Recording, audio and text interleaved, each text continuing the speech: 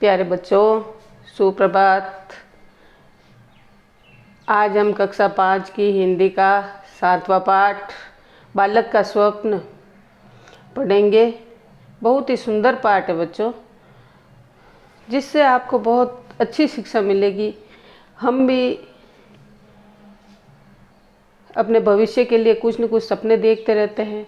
सपना नींद में ही नहीं देखा जाता है, सपना हम हमारे भविष्य के लिए भी सोचते हैं और उसे पूरा करने की कोशिश करते हैं। बहुत सुंदर पाठ है बच्चों, बालक का स्वप्न। मैं इस पाठ का आदर्श वाचन करूंगी और आप अपने घर पर इसका अनुकरण वाचन करेंगे। बहुत सुंदर कहानी है, आप इसे समझें और शिक्षा जरूर लें। किसी सेठ के यहाँ एक लड़का नौकरी करता था। एक रात्रि स्वप्न में वह चिल्ला उठा, अहो मेरा भाग्य। सेठ ने यह सुन बालक को जगाकर पूछा, अरे क्यों चिल्ला रहा था? वह लड़का कहने लगा, यूं ही, कोई खास बात नहीं। अगले दिन सेठ ने उस लड़के से स्वप्न की बात पुनः पूछी, पुनः यानी दोबारा पूछी, पर वह टाल गया। टाल जाना या ना, उसने उस बात का उत्तर देना उचित नहीं समझा। उस दिन से बालक छिपकर पढ़ने लगा। एक दिन सेठ ने कहा, सुन रे बालक, सुन रे लड़के, आज या तो तू स्वप्न की बात बता दे या मेरे यहाँ काम करना बंद कर दे। लड़का चतुर था, चतुर यानी चालाक, होनहार था।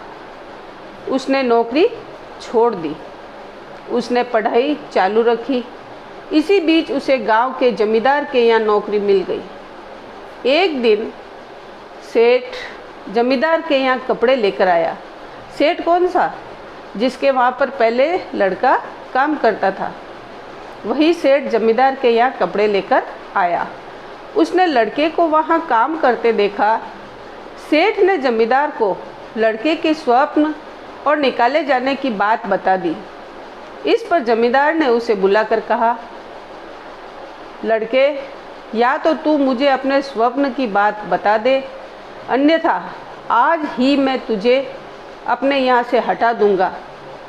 परंतु लड़का धुन का पक्का था और दृढ़ निश्चयी था, यानी लड़के ने जो निश्चय कर लिया था उसके लिए वो दृढ़ था, मजबूत था और अपनी धुन का पक्का था, यानी उसने जो स्वप्न में देखा था उसे पूरा करने के लिए वो लगा हुआ था। उसने कुछ न बताया और नौकरी से अलग हो गया। उसने अपना अध्ययन चालू रखा। वह किसी प्रकार अपनी सूझबूझ से राजा के यहाँ साधारण नौकर हो गया और धीरे धीरे उन्नति करते करते एक दिन राजा का मंत्री बन गया। अकस्मात एक दिन वही जमींदार राजा के यहाँ आया। जमींदार कौन सा? सेठ के बाद जहाँ उसने नौकरी की थी वही जमींदार। वो जमींदार राजा के यहाँ आया। उसने उसे पहचान लिया और राजा से सारी बात कह सुनाई। राजा ने मंत्री को बुलाकर पूछा, मंत्री जी, आपने बहुत दिन पहले सेठ के यहाँ क्या स्वप्न देखा था? आप या तो वह स्वप्न मुझे बताइए या फिर दंड के लिए तैयार हो जाइए। दंड कहते हैं बच्चों सजा को। मंत्री ने स्वप्न बताने से इनकार कर दिया। इनकार यानी मना कर दिया।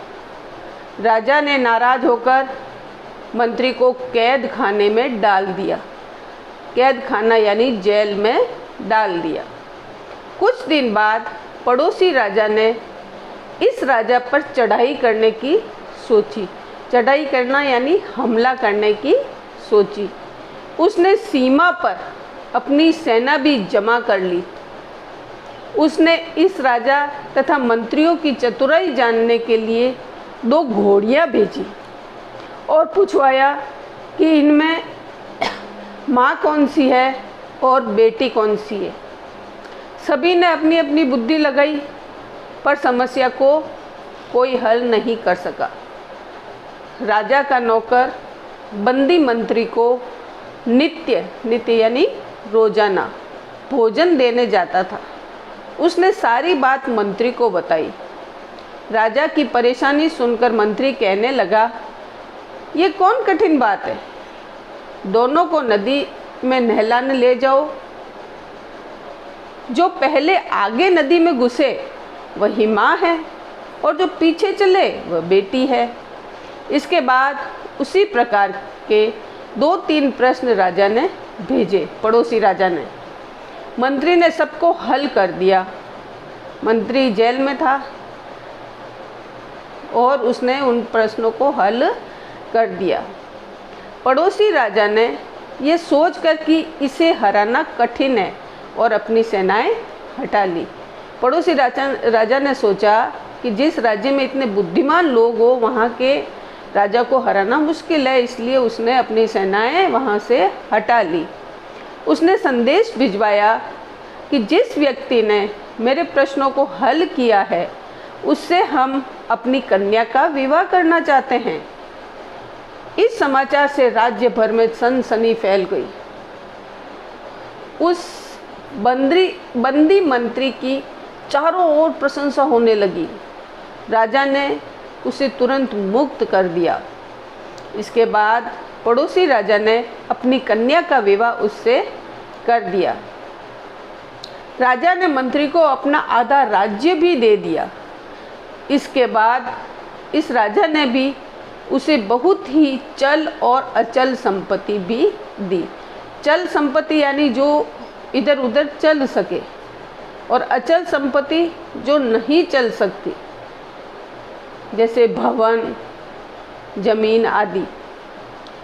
कुछ दिन बाद एक दिन प्रातःकाल इस मंत्री राजा ने दोनों राजाओं, जमींदार तथा सेठ, जिनके वहाँ उसने पहले नौकरी की थी, सभी को अपने यहाँ आमंत्रित किया। जब वे सब वहाँ उपस्थित हुए तो उस समय यह मंत्री राजा पलंग पर महल के विशाल और सुसज्जित कक्ष में लेटे थे। उनकी पत्नी उनके पास बैठी थी। इसके अतिरिक्त अन्य कई नौकर भी इनकी सेवा में जुटे थे। चारों व्यक्ति भी उसके आसपास बैठे थे। तब उस मंत्री राजा ने कहा, यही दृश्य जो आप लोग इस समय यहाँ देख रहे हैं, मैंने स्वप्न में देखा था, और तभी मैं स्वप्न में चिल्लाया था, ओहो मेरा भाग्य, मैंने तब यह बात आप लोगों को बता दी होती तो आप में से कोई भी इसे पूरा न होने देता। हो सकता था कि ईर्ष्या, लोभ और अपमान के वशीभूत आप मुझे मौत के घाट भी उतरवा देते। सच है, अपने मस्तिष्क में जो विचार आए उनकी व्यर्थ चर्चा न करते हुए उन्हें योजनाबद्ध तरीके से पूर्ण करने में जुट जाना चाहिए। यही है इस पाठ की सबसे बड़ी शिक्षा बच्चों। कर्म, कठोरता, लगन और निष्ठा से कोई भी व्यक्ति महान बन सकता है। यह है इस पाठ के शब्द अर्थ। स्वप्न यानी सपना, चतुर यानी चालाक, अकस्मात यानी अचानक, दंड यानी सजा, समस्या यानी उलझन, अचल संपत्ति यानी स्थायी संपत्ति, विशाल यानी बड़ा, सज्जित यानी सजाया हुआ, अतिरिक्त यानी अलग, भिन्न, दृश्य यानी जो दिख रहा है वह, ईर्ष्या जलन, वशीभूत वश में किया हुआ, योजनाबद्ध योजना अनुसार, विधिवत, निष्ठा यानी आस्था, श्रद्धा, कर्म यानी कार्य या काम। पहला प्रश्न है, राजा के प्रश्नों को किसने हल किया? राजा के प्रश्नों को बंदी मंत्री ने हल किया। सेठ ने पहली बार स्वप्न की बात बालक से कब पूछी? सेठ ने पहली बार स्वप्न की बात बालक से पूछी जब वह नींद में चिल्ला उठा, अहो मेरा भाग्य।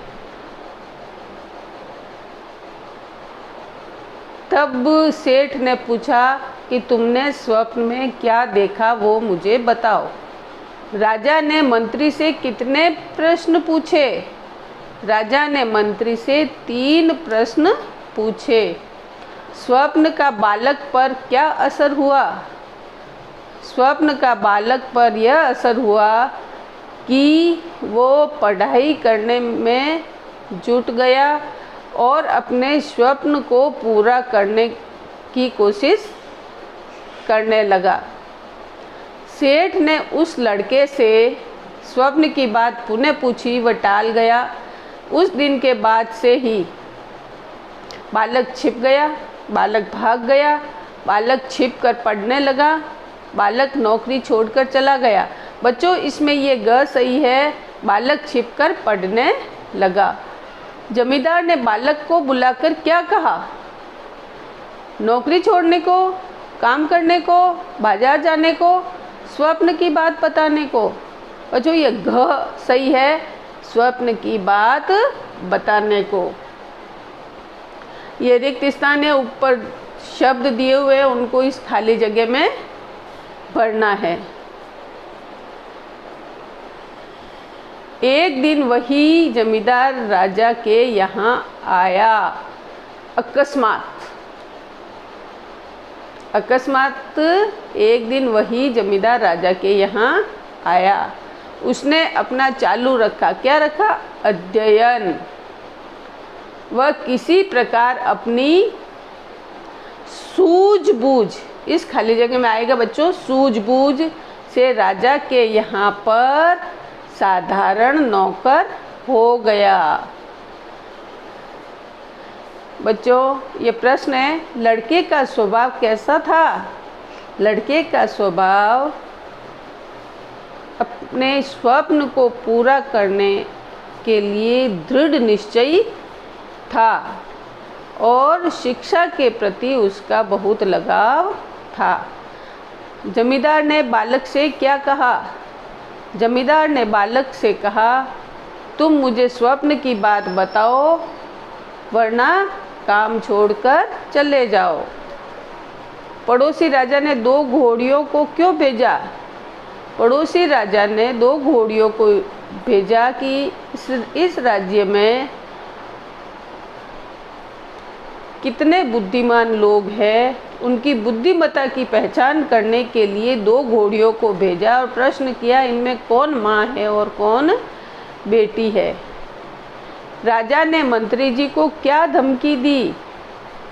राजा ने मंत्री जी को धमकी दी कि या तो मुझे स्वप्न के बारे में बताओ, वरना दंड के लिए तैयार हो जाओ। राजा मंत्री से अपनी कन्या का विवाह क्यों करना चाहता था? क्योंकि मंत्री ने उनके प्रश्नों का सही जवाब दे दिया था, उत्तर दे दिया था। वह बहुत ही बुद्धिमान था, इसलिए राजा मंत्री से अपनी कन्या का विवाह करना चाहता था।